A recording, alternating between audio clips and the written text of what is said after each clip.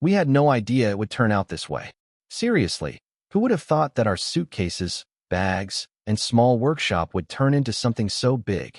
When I see people queuing up in front of our stores in New York or Tokyo now, when I hear someone say with delight, "Oh, that's Louis Vuitton," something inside me clenches.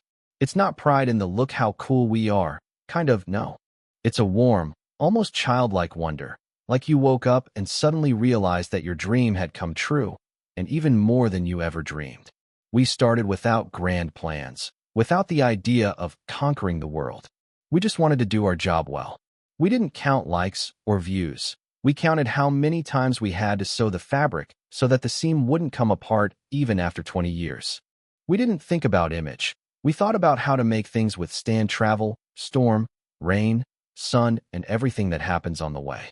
And now, after all these years, I see our products in the hands of people the whole world knows. I see our logo on the catwalks, in films, on Instagram, and I think, seriously, this is us. Sometimes I want to go back to the days when we were just starting out and say to myself, you have no idea what lies ahead. But do you know what's most interesting? We didn't come here by chance. We went step by step, often not understanding where it would lead us. And, perhaps, that's why this story is so special to me. Because behind the glitter, behind the shop windows, behind the loud shows, there is a completely different world. The world of the workshop, the smell of fabric, wooden tables, rough fingers after work, and a guy who one day simply decided to leave home. That's how it all began. To be honest, when I think back now to where we started, it's even funny. Funny not because it was somehow absurd, but because we were so far removed from all that glitter that no one in the world would have bet a single franc on us. No shops, no money, no acquaintances, just a little boy from the village of Ansha with as many chances in his pocket as coins. Ansha, if you've never been there, imagine a village where time passes slowly and the horizons are measured by fields and forests, not skyscrapers. Life here was simple and difficult at the same time. You wake up in the morning and you're already at work. You go to bed in the evening and you know that tomorrow will be the same. For most people, this was the only reality. But for me, even when I was very little, there was some other, invisible world, somewhere out there, outside our village. A world where you could create things that other countries, other cities, other people would see. My father was a carpenter, a man with strong hands who knew wood as if it were alive. My mother made hats. She knew how to transform a piece of cloth into something elegant that even those with money and taste wanted to wear. I grew up surrounded by the smell of fresh sawdust, the rustling of fabric under my fingers, and the feeling that things made by hand had something special. But life was not a fairy tale. I was 10 when I lost my mother. It was a blow that changed everything in the house. My father remarried, but the new woman in our family did not bring warmth. I guess that's when I started thinking about running away. Not running away from someone, but running away to something. To a world where I could be myself, not just another boy from a poor village. And so, when I was 14, I made a decision that seemed crazy at the time. I was leaving. I was going to Paris. No one in the village believed I could do it. Almost 500 kilometers on foot, without money, without friends. You'll get lost, they told me. Maybe I would have, but there was something stronger than fear in my heart, the feeling that I couldn't stay here. I remember leaving home in the morning with a small bundle of belongings and my father's old knife in my pocket. The journey was long. Sometimes I slept in the open air, sometimes in barns, sometimes I was given shelter by kind people. I worked for food. I helped with the farm, carried water, cleaned tools. And at night I looked at the stars and thought about what Paris looked like. I walked for weeks, but with each passing day, I felt my confidence grow. If I could get there, I could do anything. And then one morning, when the city was still waking up, I saw Paris. It was a shock. Stone streets, crowds of people, the smell of fresh bread, the hustle and bustle, the shouts of merchants, horses, carriages. I had never seen anything like it. And at the same time, I felt that this place would accept me. The first months were hard. I had no home. I worked wherever I could, sometimes for pennies, sometimes just for food. But then I got lucky. I ended up in a workshop that made chests and suitcases. Everything changed there. It was a different reality. They worked with expensive materials here, made strong and beautiful structures from wood, and treated the fabric so that it wouldn't deteriorate during travel. I started with the simplest things, feeding tools, removing shavings, cleaning workplaces. But I observed. I watched how the craftsmen cut the fabric, how they measured every detail to the millimeter, how they worked with locks. And most importantly, I saw that these were not just things. These were objects with which people set off for new lives, to distant countries, on journeys that changed them forever. Then I realized that I wanted to make more than just suitcases. I wanted to make suitcases that would last a lifetime. Suitcases that you could travel halfway around the world with and come back with stories. Suitcases that would withstand anything, but still look beautiful. I learned quickly. I absorbed every little thing, every secret. And gradually the craftsmen began to trust me more. I began to work with clients, listen to what they wanted, understand their problems. I saw that most chests and suitcases were bulky, heavy, and easily damaged. And somewhere deep inside me an idea arose. What if we made them differently? Lighter, stronger, convenient for traveling. But that's another part of the story. Because before I could implement this idea, I had to go through many more trials. And, probably, the most important of them was not in the work, but in believing that I have the right to create something of my own. Because there were many masters in Paris. But there was only one guy from the village of Ancha, who walked 500 kilometers to find his place. I have always believed that big changes start with small details, sometimes so small that others don't even notice. For me, such a moment was a simple conversation with a client in the workshop. It was a wealthy woman who was preparing for a long trip and came to order a new chest. She nervously examined the samples, sighed, and finally said, "They're all beautiful, but they're all the same. And they're all so heavy." Heavy. The word seemed to have stuck in my head. Indeed, all the travel chests back then were huge, covered in leather, with rounded lids. The idea was simple: water drains, things stay dry. But there was another thing. Because of this shape, it was impossible to stack them one on top of the other. They took up a lot of space in the holds of ships. And most importantly, they weighed so much that even empty ones could tire the carrier. I started thinking, could I make a chest that was lighter but still strong? Could I make one with a flat lid so they could be stacked on top of each other? At the time, it sounded almost sacrilegious. "They don't do it that way," was a favorite phrase of many craftsmen. But I had learned that if someone says they don't do it that way, it was time to try. In 1854, when I was 33, I plucked up the courage to open my own workshop on Rue Neuve des Capucines in Paris. It was a small space, but for me it was a huge step.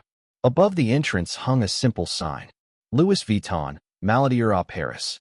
Louis Vuitton, Master of Chests in Paris. That was my name. And that was my I can. The first product I showed to clients was my ticket to the future, the Trine flat case. It was covered in a light gray canvas, Trine material, that was waterproof. It weighed less than most of the competition, and its shape could be stacked like bricks. It was revolutionary. Reaction? Some were delighted, some twirled their fingers at their temples. But the first customers quickly realized that this suitcase saves space and nerves when traveling. And soon my small workshop could no longer fulfill all the orders. And then came the customer who changed everything. Empress Eugénie de Montijo, wife of Napoleon III. She wanted me to become her official master for making luggage. For me, a boy from the village, it was like getting into a fairy tale. But in reality, it was not a fairy tale, but another challenge. Because working for the Empress meant that everyone was looking at you. Make a mistake, and they would forget about you. If you manage, and half the world would know your name.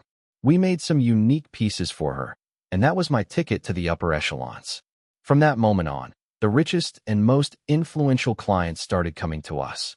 I always remembered how I used to sleep in the open air, and now I was making suitcases for those who slept in palaces. But life knows how to test your strength. In 1870, France was engulfed in the Franco-Prussian War. Paris was under siege. Shops were closing, people were fleeing. My workshop was looted, and I lost almost everything. Only this time I knew. Losing property did not mean losing myself. After the war, I didn't just reopen the business, I made it bigger. We moved to Asnières and started producing even more suitcases, perfecting their design.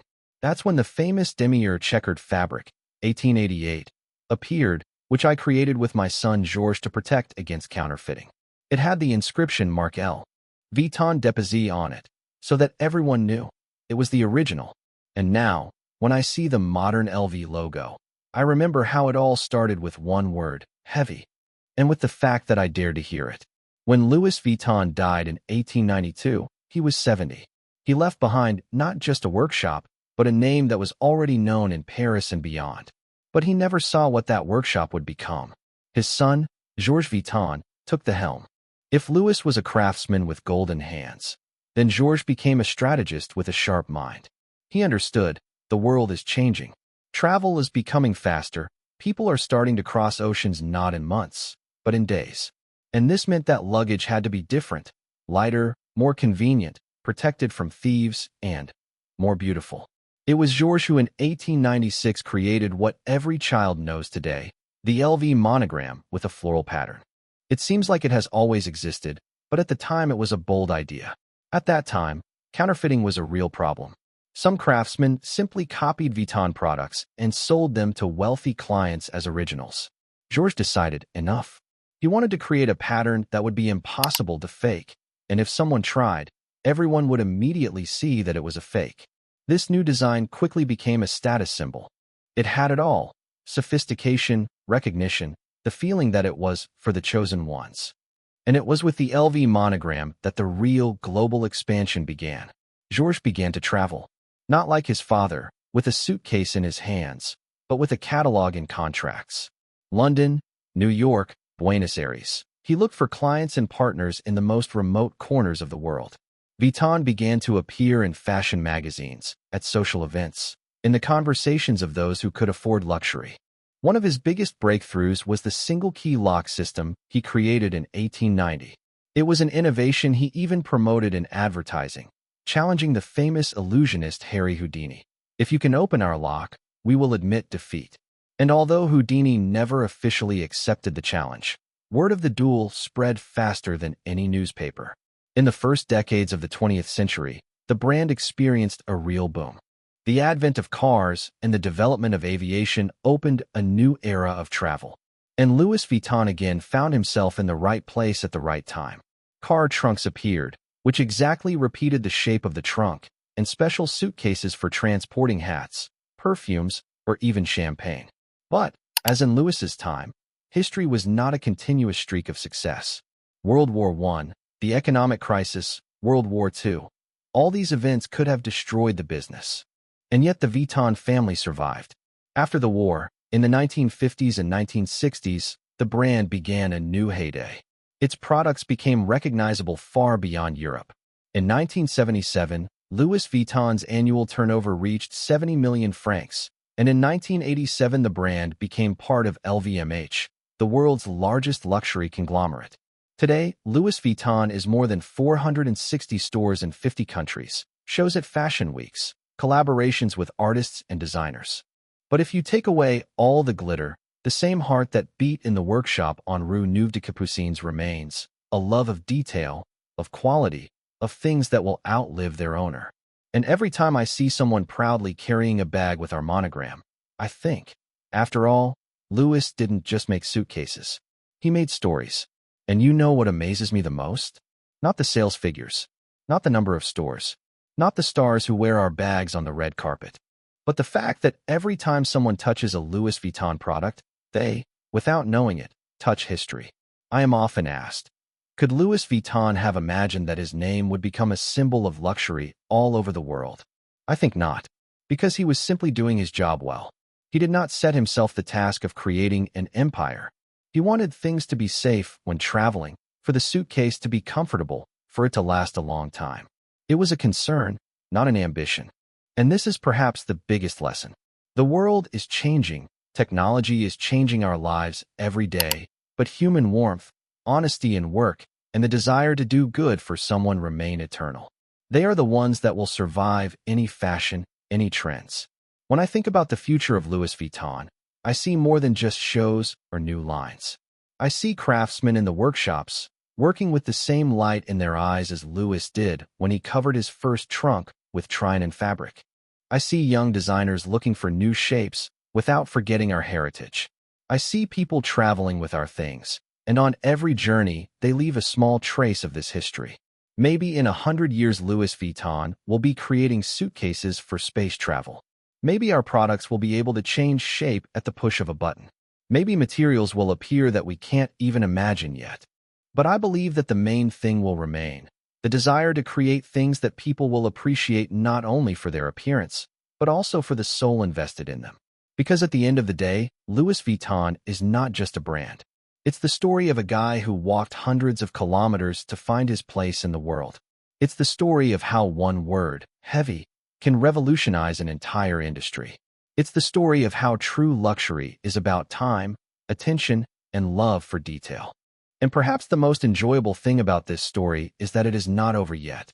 We are living in the middle of this novel. And who knows, maybe the next big chapter will be written by those who are reading these lines today and thinking, maybe I should try to? So when you see the LV monogram, remember, it's not just about fashion.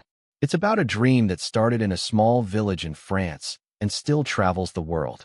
And if Louis's dream could go this far, maybe yours can too.